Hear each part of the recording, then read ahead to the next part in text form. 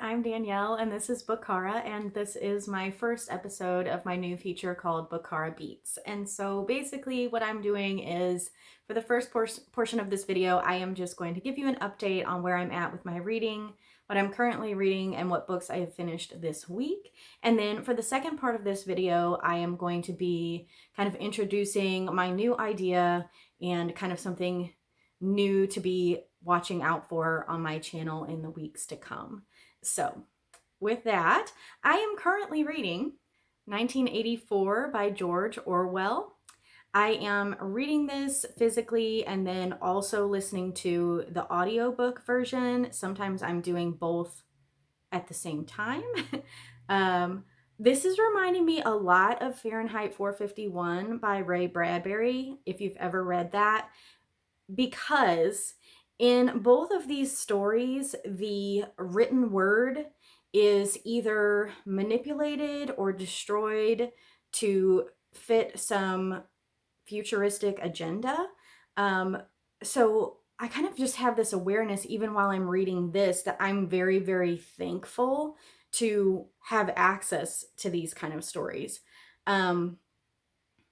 Yeah, there have been a couple chapters in here that have been really hard hitting for me and really stirred up some emotions in me. I'm about 125 pages into this, so definitely enjoying it. I'm definitely thankful for the experience and will keep you posted.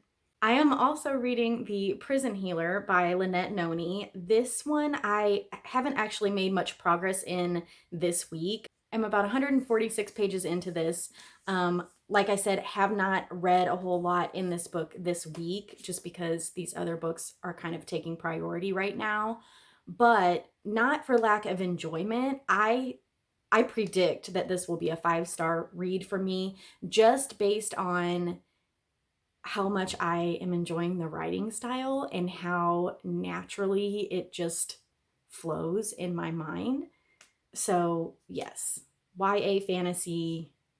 I'll give you some more details on this one later if you're not familiar with it, but I just wanted to say I am currently reading this. I also started Shadow of Night, which is book 2 in the All Souls trilogy by Deborah Harkness. I started this during our Bookchara reading sprints on Friday night. I am about 40 some pages in, 47-ish. I cannot really tell you a whole lot about what's going on because it is book 2, but I will say that I'm actually having a lot of anxiety for our main character just because of the current situation that she's in. Yeah, that's really all I can say. I'm enjoying it. It's not going to be a quick read, which is kind of unfortunate because there's so many pages. It just doesn't read quickly for me, but it's a good book and I'm reading it with my friends, so that's awesome. Okay, and finally, I finished The Last Time I Lied by Riley Sager. This is the second Riley Sager book I have read. The first one was the one about the house. Home Before Dark. Home Before Dark. I gave that one 5 stars. I gave this one 5 stars. Interestingly enough, not until the last 5 pages. Literally, the last 5 pages, I was like, prior to that point, I was thinking, okay, this is a 3, maybe a 4-star book for me, just because everyone was a suspect for me at one point or another. And the way it appeared to be wrapping up, I was just kind of like, well, yeah, that's, it was just kind of underwhelming.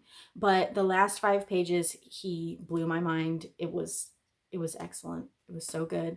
If you don't know, this is about a woman named Emma Davis. I think she's in like her late 20s. She's the main character. It is told from her perspective. It's dual timeline, so presently and then 15 years ago, set at a summer camp. And 15 years ago, Emma's 3 bunkmates went missing, and that really messed her up. Which I should also say, her perspective, it was kind of like you didn't know whether to trust it because you knew that she had some mental health stuff going on, because of what happened to her friends. So that was interesting as well. Anyway, I'm going to ramble, but I highly recommend this book. I enjoyed it so much. So those are the books I am currently reading and or have finished this week. Now I am going to tell you a little bit about this idea that I had. So on BookTube, it is not uncommon for us as booktubers, as creators, to give our fellow booktubers a shout out. So that's great, and generally it's like the channel in general, and I know I just used generally and general. But I had this idea. I watch quite a bit of YouTube, and sometimes I watch a video and I'm like, gosh, I do not want my friends to miss this video. This was great. So that's what I'm going to do. I am going to choose a handful of videos that I have watched throughout the week, since I'm doing these updates anyway, and I'm going to tell you about them really briefly. You can decide if you want to watch them or not, but yeah, it's just something I want to try. So we'll see how I like it, we'll see how you like it, and we'll go from there. So the first video I want to tell you about this week is the Dessert-a-thon announcement, and I watched this video over on Bookish Buddies. This was Esme giving us kind of the rundown on what Dessert-a-thon is. There are 6 hosts, I think, or leaders or team captains or whatever. So really, I could have watched this on any one of their channels. Esme's was just the one that I happened to watch. Dessert-a-thon is going to be so much fun. It's happening in June, and it is a baking themed readathon. And so you choose your team, and for every book you read, it's like an ingredient, and you use those ingredients to create a recipe. You earn points for your team. It is going to be a blast. Go Red Velvet Royals. Anyway, check that out. Check that out if you're looking to have some baking themed read along. Why do I keep saying read along? Readathon fun in June. Also, I wanted to mention I will put the links to these videos that I am recommending down in the description so that you can easily access them. The second video I want to tell you about is Are Books Too Long by Criminali. I am new to Ollie's channel. This was the first video of his that I had ever watched, and I will be a faithful watcher from now on. His sense of humor is great to me. Kind of dry, kind of just like, you know, kind of sneaks it in under the radar, and I really enjoy that. Yeah, and then he presented this question, are books too long? And I really felt like it was kind of an outside of the box kind of video idea, and really sparked some fun conversation, and I appreciate that so much. So check his video out, please.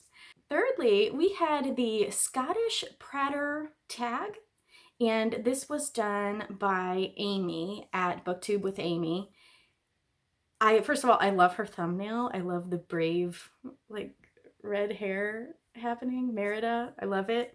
But in this video, she explained some Scottish phrases that I was certainly unfamiliar with, could certainly not say them myself without some proper coaching.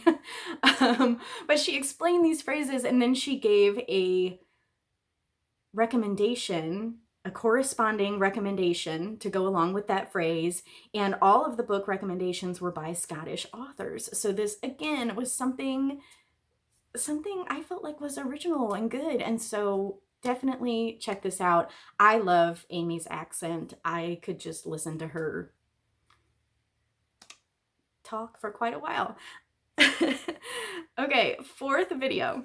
So the fourth video I thought you should check out is 50 oddly specific book recommendations in under 20 minutes by G at Book Roast. I know G's channel is a big channel. I know you probably don't need me to tell you to go watch this video, but I thought it was mention worthy. She gave these oddly specific book recommendations kind of in a rapid fire style based on some prompts that her Instagram audience had given her. So yeah, I think it's awesome when you can talk about 50 books in under 20 minutes. So yes, I enjoyed it. I think you will too. And finally, last but not least, for sure, is the Chronicles of Narnia read-along announcement over on Amy at A Star Reads channel. This is a read-along that is happening June through September this year, and it will be co-led by Christine at An Autistic Reader. You guys, I love the Chronicles of Narnia. It is like, if you ask me about my all-time favorite books, those are on there.